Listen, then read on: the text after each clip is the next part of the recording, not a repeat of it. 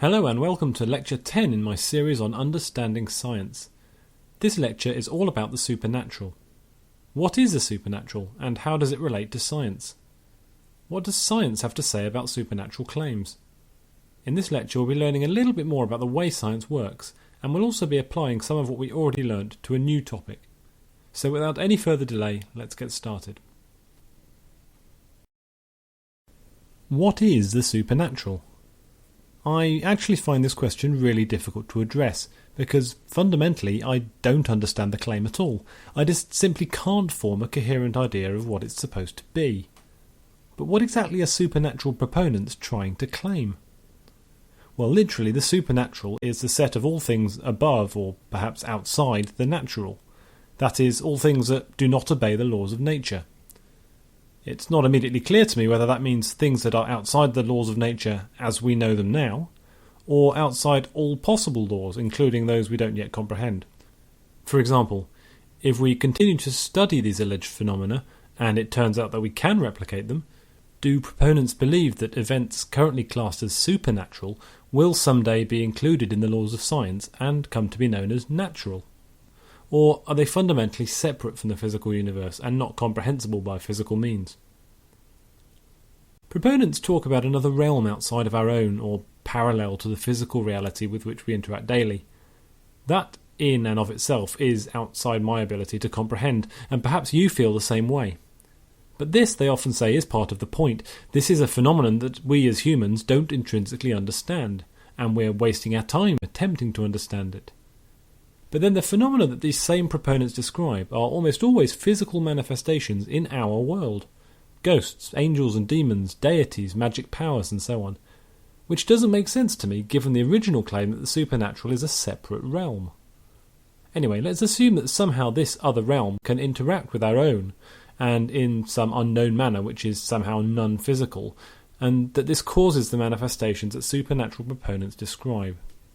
Let's also assume that these interactions are sufficiently frequent to create phenomena that people notice. After all, that's why this topic of the supernatural even exists, because people think that they've observed supernatural phenomena themselves. And if people observe these phenomena, then that means that the supernatural can cause a measurable physical change in this natural universe.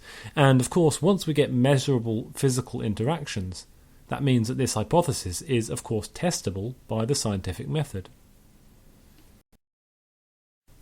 Let's take a break here to talk about naturalism. That is, the proposal that everything that exists can be examined and explained using the natural sciences. By that, I mean that we can use the process of the scientific method that we've already described and investigated in depth. A common complaint raised against science by proponents of the supernatural is that science is somehow unable to investigate supernatural phenomena because science is inherently naturalistic. And a naturalistic discipline, by its very description, cannot investigate the supernatural, because natural science begins with the blanket assumption that the supernatural doesn't exist. Is that a fair comment? I don't think so, and to explain why, it's important to look at the distinction between metaphysical naturalism and methodological naturalism. There's a good couple of terms for you to drop into discussion in a dinner party someday. What do they mean? Well, metaphysical naturalism is the fundamental belief that the world is naturalistic, that is, that the supernatural doesn't exist. It talks about our model of the universe and the assumptions inherent within that model. Methodological naturalism is different. It concerns the restriction that science unavoidably suffers, that it can obviously only use and investigate naturalistic processes. Science is definitely methodologically naturalistic. We can only investigate things that we can observe or measure in some way, meaning things that have a physical effect. But is science also metaphysically naturalistic? Is science fundamentally incapable of accepting any supernatural claim, even if supported by evidence? Well, no, not at all. Science obviously can't directly investigate entirely supernatural claims, such as there is a parallel realm outside the physical where ghosts live, for example. But it can investigate the physical implications of this claim. As I said before, the only reason why we're even talking about the supernatural is because a large number of people think that the supernatural is something that can influence the natural world.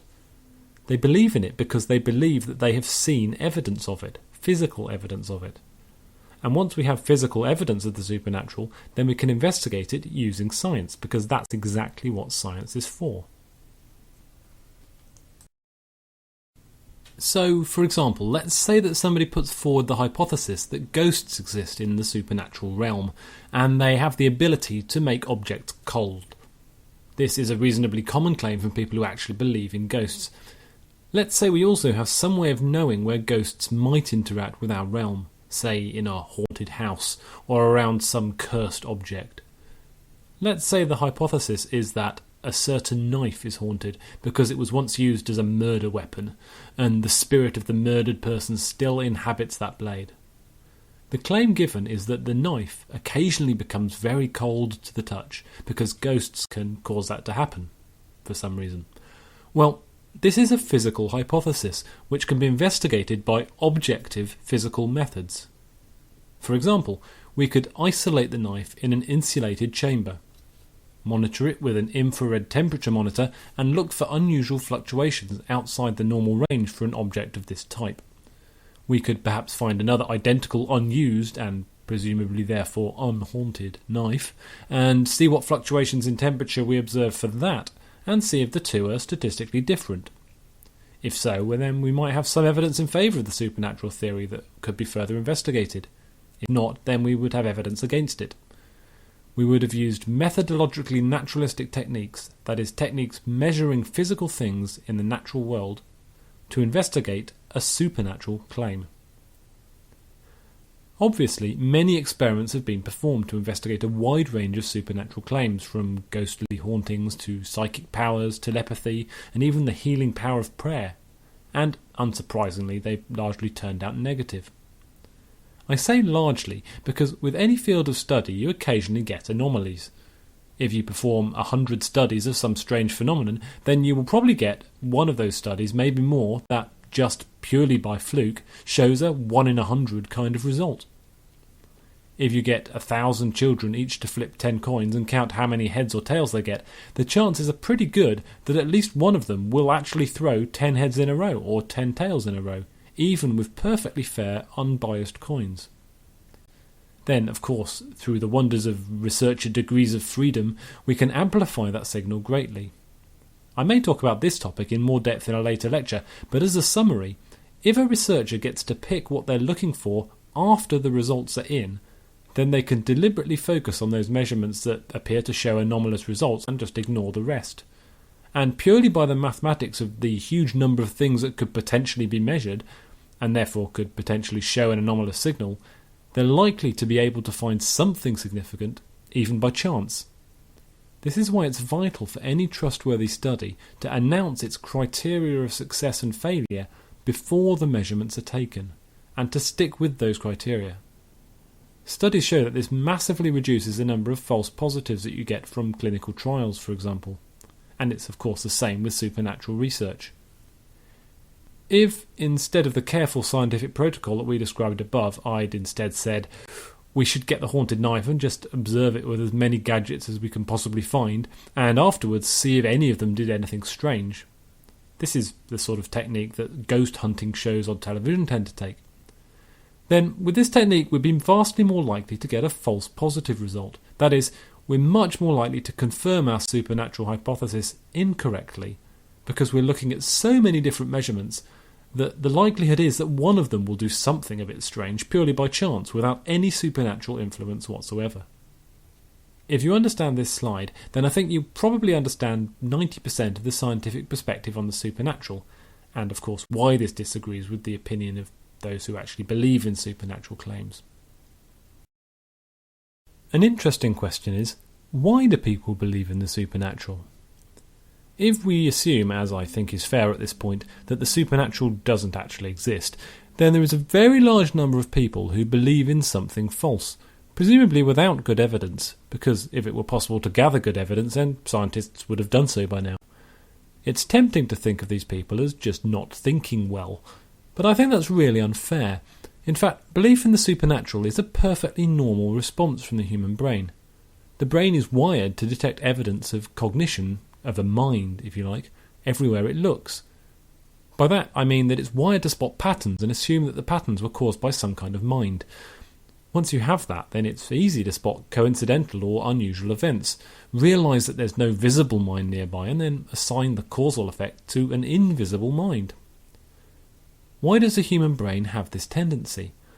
Well, that goes back a long way, and it seems at least reasonable to presume that it all stems from the vast length of time that our ancestors spent in a state where they would have been potential prey to a number of dangerous animals, or even violent neighbouring tribes. In many parts of the world, there are human beings still alive in this kind of situation.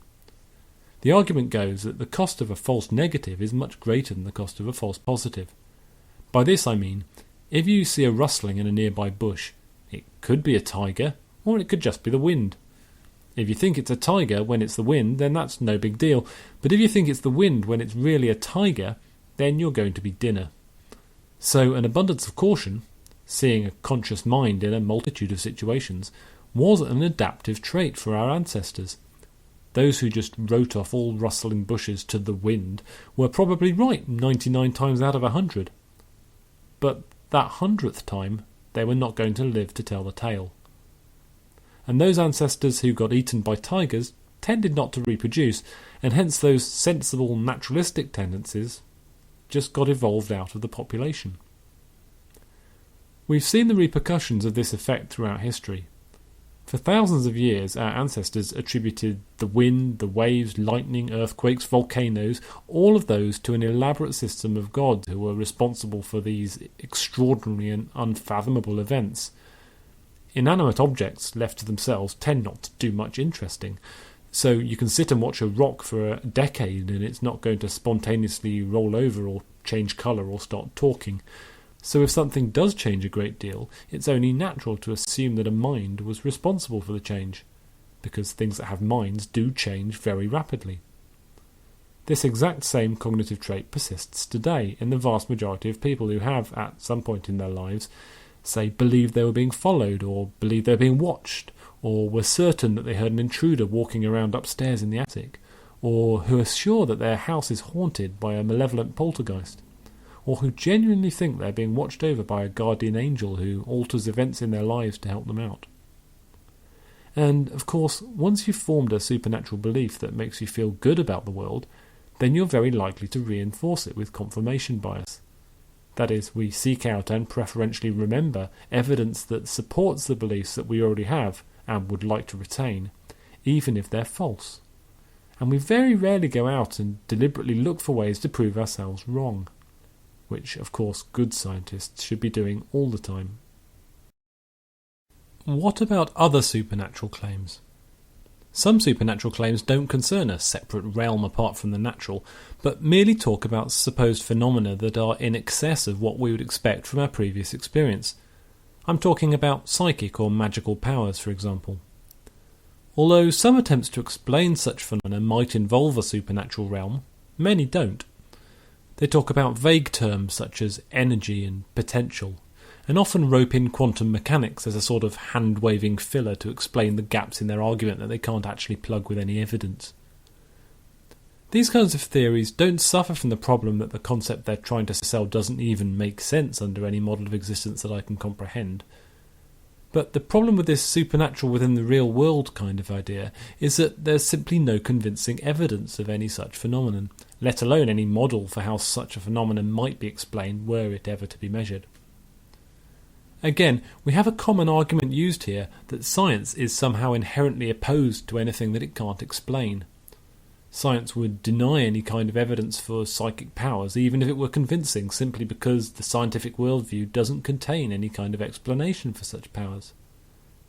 Again, is this a valid criticism of the scientific method? I'm sure it won't surprise you to find out that I don't think it is.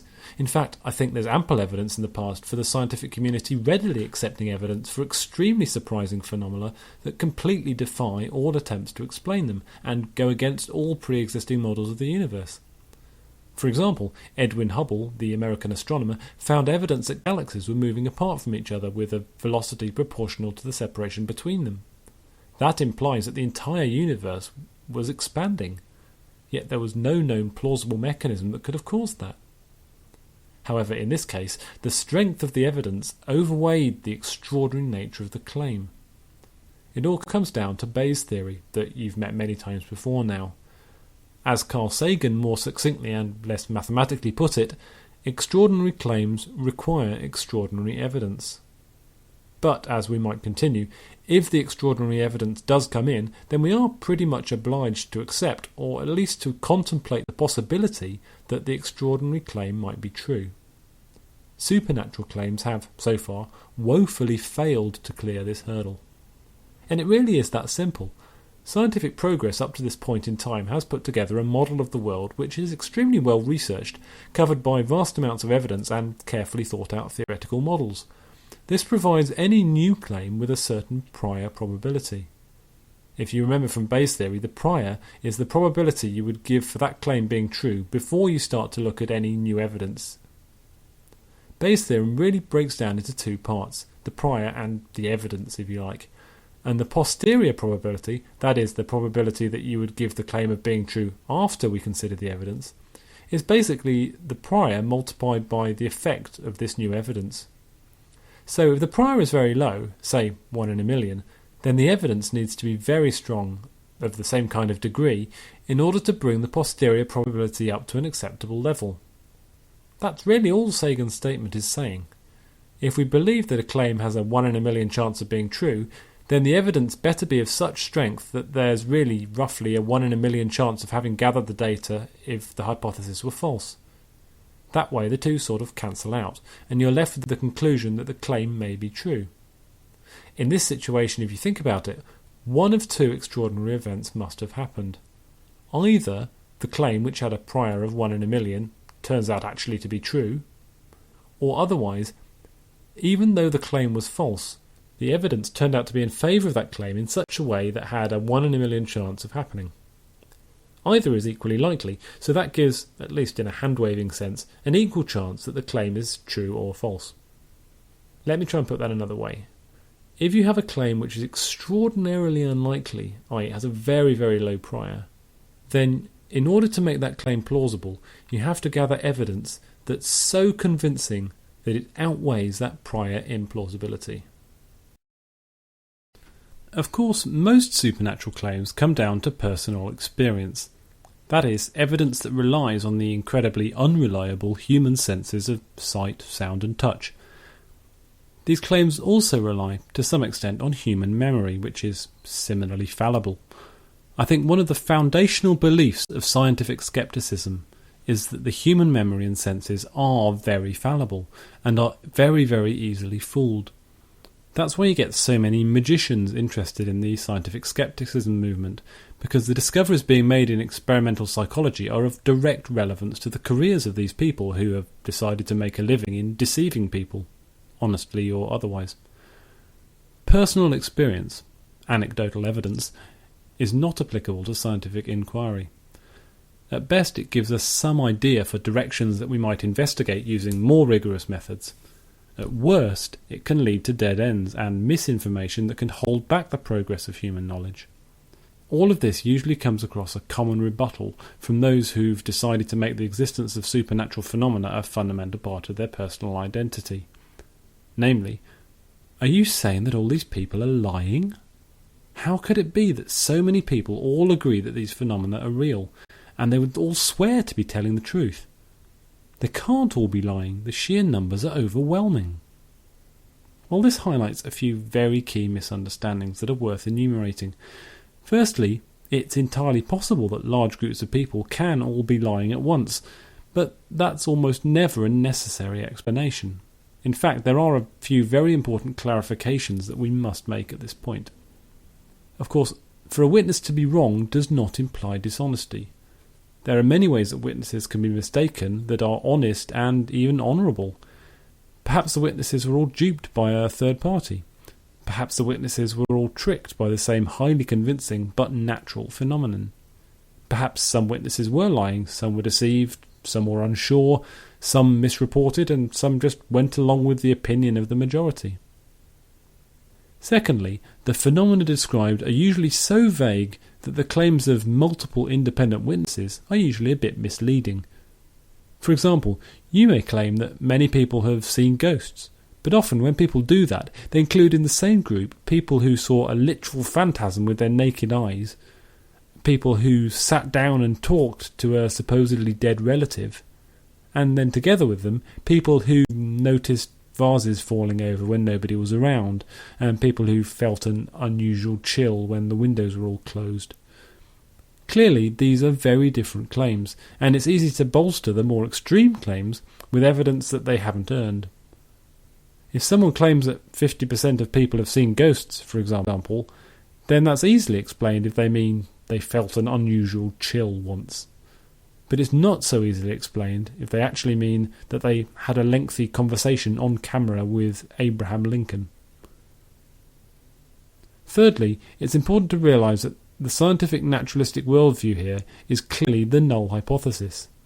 That is, it's assumed that everything is naturalistic because that's what we see, that's how the world appears to be, at least at first glance. So for someone to claim otherwise puts the burden of proof firmly in their hands. It's not in any way required that scientists explain mountains of anecdotal evidence, because science firmly states that anecdotes are not sufficient for rigorous investigation. However, if the anecdotes are correct, then they imply that the phenomena they describe should be measurable with scientific apparatus in a controlled manner. Why have no such experiments ever provided any evidence of the quality one would expect were these claims correct? These days, practically every human being in the Western world carries in their pocket all day, every day, a small device capable of taking high-definition video recordings of any site they see, with very little setup time and in a range of light conditions, and we can share those videos instantaneously with the entire world. Why is it that, despite the prevalence of these devices, the number of legitimate photos and videos which unambiguously show supernatural phenomena taking place is precisely the same as it was 20 years ago or 30 or 40 years ago, but before this technology was invented? Specifically, 0. Now that we all have camera phones, every day that goes by without any more conclusive photographic evidence of supernatural phenomena is evidence that these beliefs are nothing more than figments of overactive imaginations. Finally, we need to be careful not to fall into a standard trap when considering large amounts of poor quality evidence.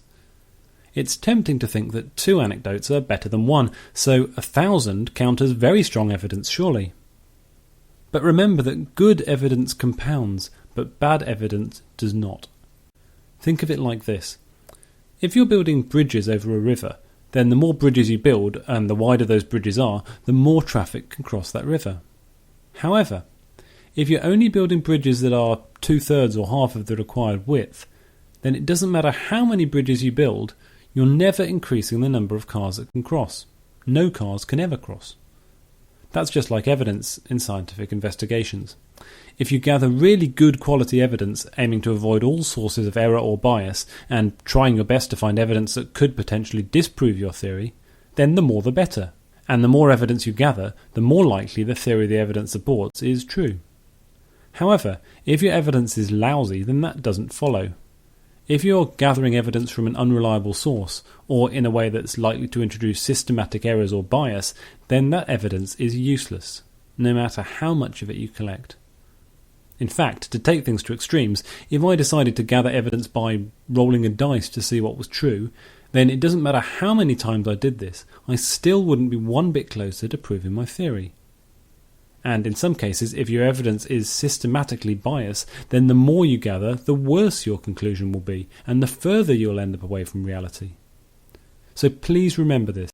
As the old witticism goes, the plural of anecdote is not data. In other words, it doesn't matter how many people you hear saying they believe in something supernatural, that has no effect whatsoever on the likelihood of that claim being true, unless those same people also bring with themselves good quality, unbiased, objective, measurable scientific data. So this is one of those topics that a lot of people get very annoyed about when you start to criticise it. After all, if you list all of the supernatural claims that have been made over the history of the human race, even if you limit yourself to non-religious ones like ghosts, telepathy and magic spells, the list is so long that the vast majority of people on Earth believe at least a few of them. But are any of them justified? The supernatural is often a very hazily defined topic, incredibly speculative and lacking in any consistency from one person's report to another. Hazy language is often used to deflect inquiry from interested scientists. The supernatural is allegedly not possible to measure, they say, or perhaps they claim that any kind of investigation will cause the effect to go away and hide so that all rigorous studies will always be null.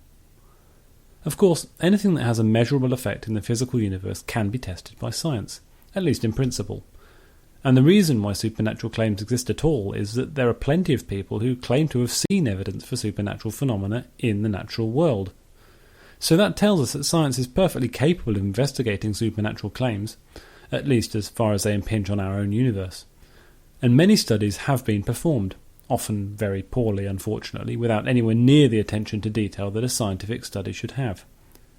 Much of the evidence is anecdotal or poorly controlled, and, as I showed, bringing together a large number of terrible studies does not amount to any good evidence.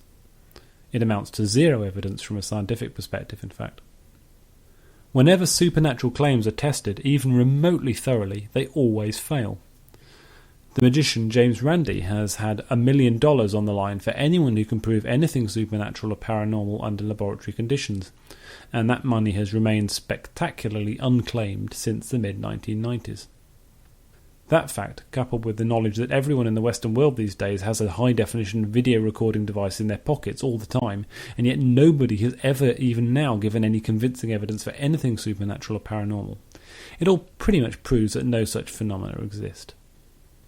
And with every passing hour, the confidence in that verdict increases, as the likelihood of supernatural or paranormal phenomena slide ever closer to the certainly false end of the spectrum of certainty. That's the end of this lecture. I hope you found it useful. If you enjoy these lectures and you think you know other people who may benefit from learning more about science, then please spread the word and let them get out to as many people as possible. I'm hoping to release another one in a few weeks' time, so do subscribe to the latest notifications. And if you have any suggestions for new videos, please let me know. In the next lecture, I'll be talking about special pleading. What's that about? Well, it is one of the most prominent tactics that proponents of unscientific beliefs, such as those who believe in the supernatural, often use in order to escape any claims that their beliefs are false. In fact, it's such a common ploy in pseudo-scientific circles that as soon as you hear someone using it, you can pretty much discard anything else they say. So I'll teach you what special pleading is, how to spot it, and why it has no place in science, all in the next lecture. Thanks very much for your time.